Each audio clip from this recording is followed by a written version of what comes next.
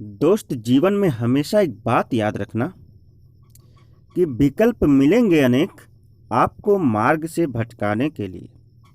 विकल्प मिलेंगे अनेक आपको मार्ग से भटकाने के लिए। संकल्प एक ही काफ़ी है मंजिल तक जाने के लिए। नमस्कार, जय हिंद दोस्तों, स्वागत है आप सभी का आपके अपने प्यारे से चैनल स्टडी सीबीएल क्लासेस में। दोस्तों, आज का जो हमारा टॉपिक है जिस पे आज हमें चर्चा करना है वह टॉपिक बोर्ड एग्ज़ाम के दृष्टिकोण से बड़ा ही महत्वपूर्ण है। जैसा कि अभी तक आप इस स्क्रीन पर देखकर समझ ही गए होंगे कि आज का हमारा टॉपिक है क्या होता है जब। थंबनेल में आपको बता देता है कि आज का टॉपिक क्या होगा, परंतु आपको पता है क्या होता है जब रसायन विज्ञान में या कैसे प्राप्त करेंगे। ये दोनों ही टॉपिक बड़े ही शानदार और बड़े ही ज़्यादा महत्वपूर्ण होते हैं, जो किसी न किसी तरह से बोर्ड एग्ज़ाम में लगभग हर साल पूछ लिए जाते हैं। तो चलिए समय ना गंवाते हुए हम इस महत्वपूर्ण टॉपिक को ख़त्म करते हैं। और मैं एक बात आपको बता दूं, यह वीडियो आज की जो स्पेशल वीडियो है ये क्लास 10वीं और क्लास 12वीं दोनों के छात्रों के लिए महत्वपूर्ण वीडियो है, क्योंकि रासायनिक अभिक्रियाएं और रिएक्शंस कोई बांटा नहीं जाता, सब में जो है लगभग एक ही जैसे आते हैं। और दूसरी चीज़ दोस्त, यदि आप चैनल पर नए हैं तो फटाफट चैनल को सब्सक्राइब कर लीजिए, और यदि पुराने हैं तो वीडियो को ज़्यादा से ज़्यादा जो है अपने दोस्तों तक शेयर कीजिए, लाइक कीजिए, और अगर कुछ नहीं आता है तो कमेंट बॉक्स में लिखकर पूछ सकते हैं। चलिए हम अपने पहले रिएक्शन की तरफ बढ़ते हैं। पहला रिएक्शन हमारा कहता है कि मीथेन का ओजोन से ऑक्सीकरण किया जाता है। क्या होता है जब मीथेन का ओजोन से ऑक्सीकरण किया जाता है?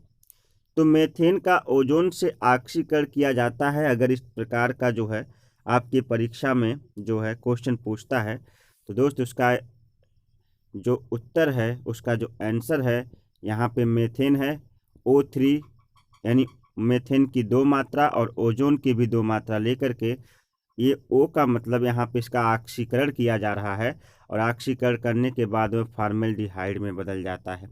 किस में बदल जाता है? फॉर्मेल्डिहाइड में, HCHO। ये फॉर्मेल्डिहाइड का रिएक्शन है, और साथ में जल तथा कार्बन डाइऑक्साइड भी क्या होती है? निष्कासित होती है।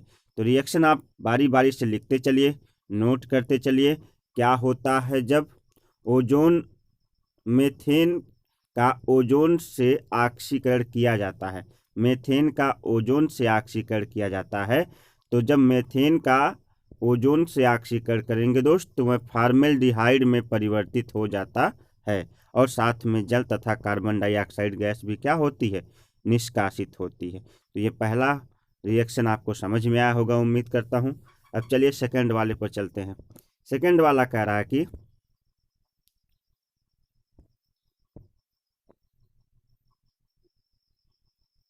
थोड़ा थोड़ा कहीं कहीं कट गया, लेकिन मैं बोल दूंगा, आप लिख लीजिएगा। चलिए, कह रहा है कि एथिल एल्कोहल की अधिक मात्रा को सांद्र सल्फ्यूरिक अम्ल के साथ गर्म किया जाता है। एथिल एल्कोहल की अधिक मात्रा को सांद्र सल्फ्यूरिक अम्ल के साथ गर्म किया जाता है।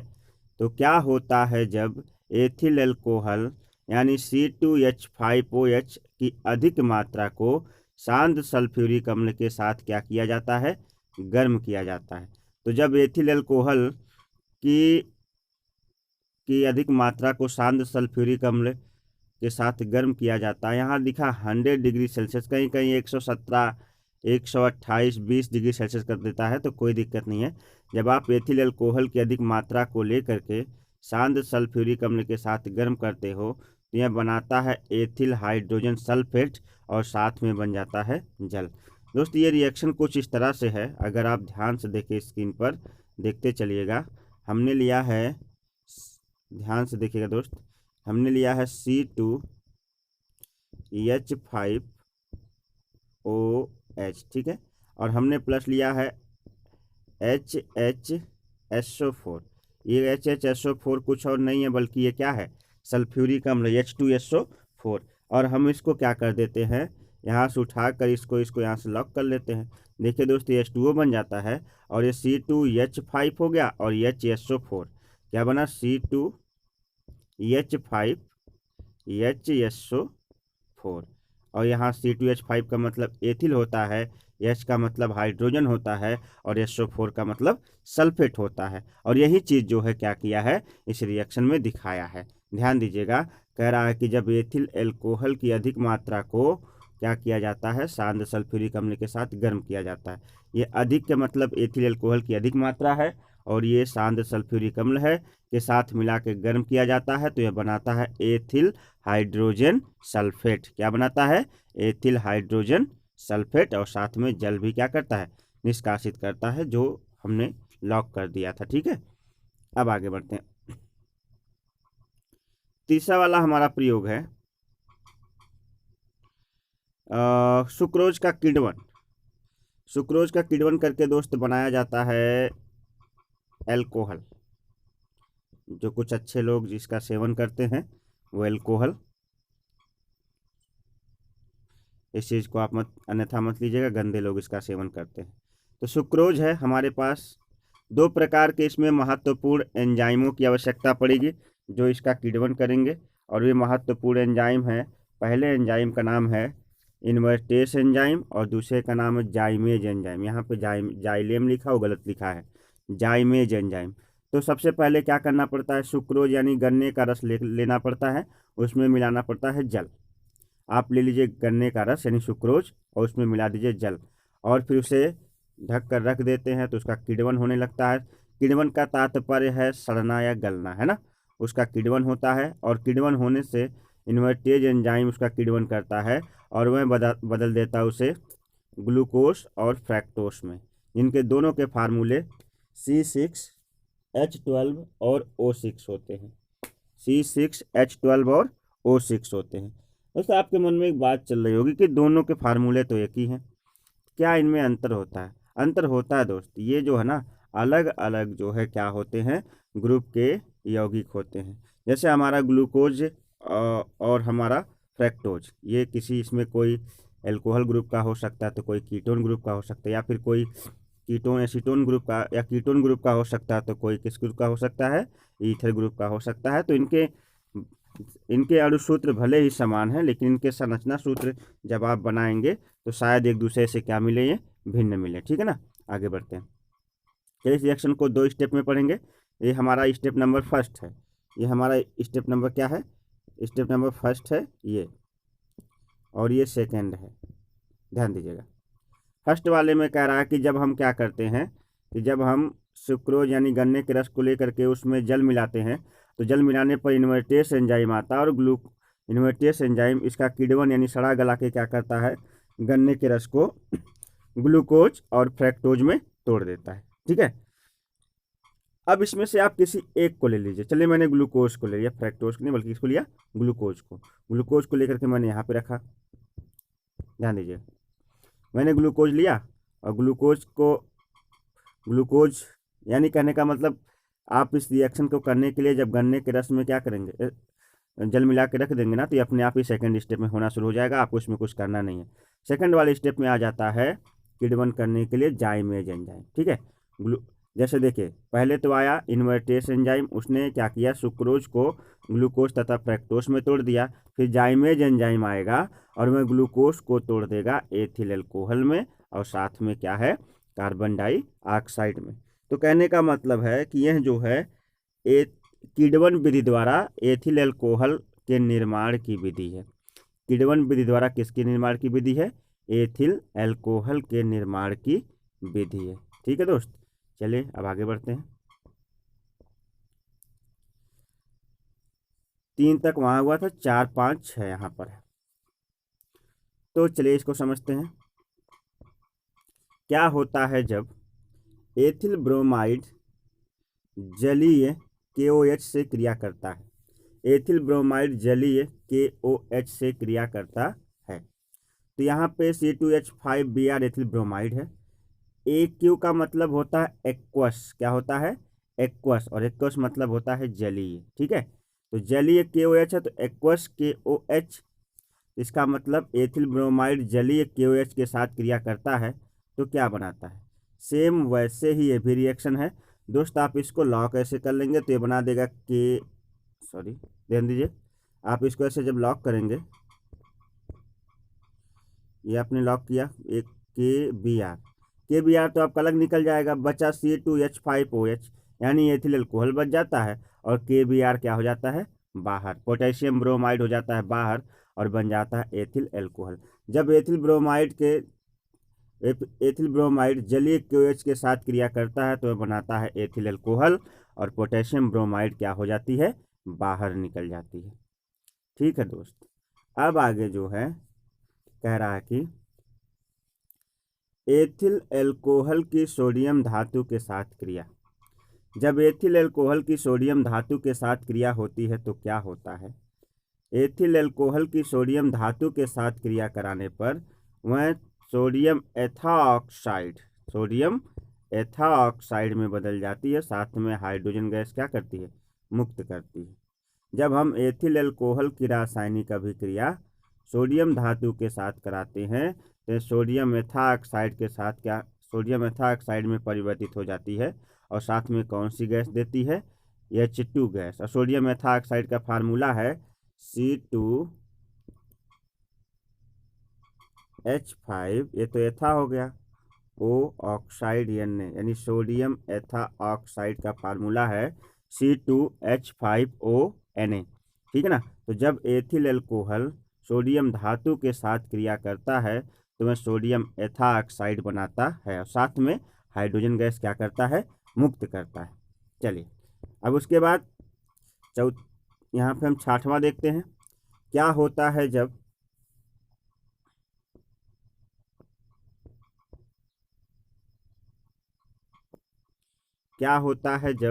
एथिल एसीटेट को क्षारक की उपस्थिति में जल अपघटित किया जाता है।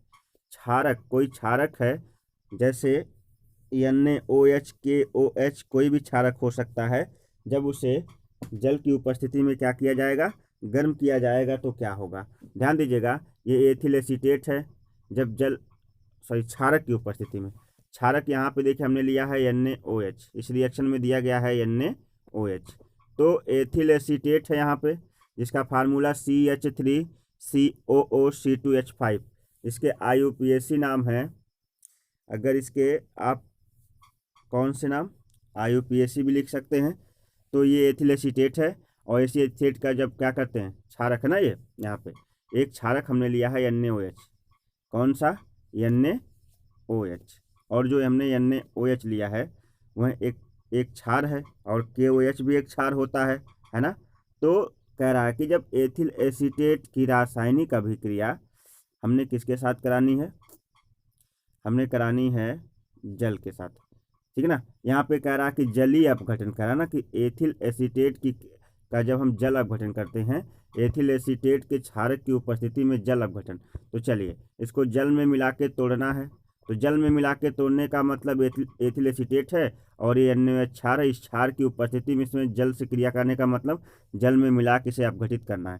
तो जब हम एथिल एसीटेट को किसी क्षार यानी NaOH जैसे क्षार की उपस्थिति में जल अपघटित कराते हैं ना, तो वह बदल जाता है एसिटिक अम्ल और एथिल अल्कोहल में क्या हो जाता है टूट जाता है। CH3COOH, इसका IUPAC होता है एथेनोइक अम्ल। कौन सा अम्ल एथेनोइक अम्ल। और एथिल अल्कोहल का एथेनॉल होता है, क्या होता है एथेनॉल। ठीक है, इसका कभी कभी IUPAC आ जाता है 10वीं और 12वीं में।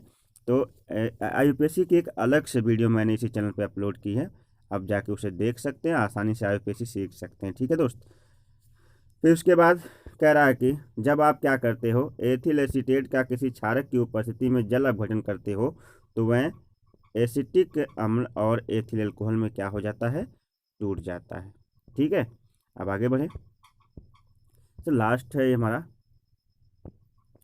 कह रहा है कि एथिलीन की क्रिया क्षारीय पोटेशियम परमैंगनेट, इसको बायर अभिकर्मक भी कहते हैं, से कराई जाती है।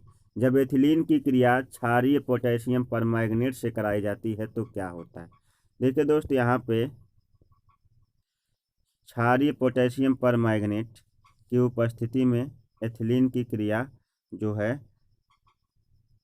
है कराई जाती है, या आप कह सकते हैं कि एथिलीन का ऑक्सीकरण किया जाता है तो क्या होता है। इसको बायर अभिकर्मक बोलते हैं। क्षारीय KMnO4 को बायर अभिकर्मक किसे कहते हैं? अगर ये प्रश्न आता है तो आप लिखिएगा KMnO4 का क्षारीय विलयन बायर अभिकर्मक कहलाता है। ये एथिलीन है, इसका ऑक्सीडेशन ऑक्सीकरण कराया जा रहा है जल की उपस्थिति में। जब इसका जल की उपस्थिति में जो है ऑक्सीकरण कराया जाएगा तो वह कन्वर्ट हो जाता है किसमें? एथिलीन ग्लाइकॉल में। किसमें? एथिलीन ग्लाइकॉल में। CH2OH इसको कहते हैं एथिलीन ग्लाइकॉल। जब एथिलीन का ऑक्सीकरण जल की उपस्थिति में बायर अभिकर्मक जल यहाँ पे कह सकते हैं कि ऑक्सीकरण जल के साथ तथा बायर अभिकर्मक की उपस्थिति में कराया जाता है ना, तो वह बनाता है CH2OH और CH2OH। दोस्त, आज का वीडियो इन्हीं कुछ चंद 8 यहाँ पे टोटल 7 रिएक्शन पर हम ख़त्म कर रहे हैं, लेकिन उम्मीद करते हैं सातों रिएक्शन बड़े ही शानदार और महत्वपूर्ण रिएक्शन थे, आपको समझ में आए होंगे। आप वीडियो को धीरे धीरे पोस्ट करके जो है क्या कर सकते हैं, सारे रिएक्शन को नोट कर सकते हैं। जितना टॉपिक मैं पढ़ाता हूँ आप बोर्ड के एग्ज़ाम के दृष्टिकोण से बहुत ही महत्वपूर्ण पॉइंट है और बोर्ड के बच्चों के लिए बहुत ही हेल्पफुल वीडियो होती है मेरी। तो आप ज़्यादा से ज़्यादा जो है क्या करिए, चैनल को सब्सक्राइब कर लीजिए, अपने दोस्तों तक इस वीडियो को सभी वीडियो को शेयर किया करिए, उनसे चैनल सब्सक्राइब करने को कहा करिए ताकि उनकी भी पढ़ाई प्रॉपर चलती रहे। और दूसरी चीज़ ये है कि अगर आपको कोई टॉपिक समझ में ना आए तो कमेंट बॉक्स में लिखकर आप पूछ सकते हैं, मैं आपकी हमेशा हेल्प करूँगा। तो चलते हैं, मिलते एक नई वीडियो के साथ, तब तक के लिए नमस्कार, बाय बाय, जय हिंद।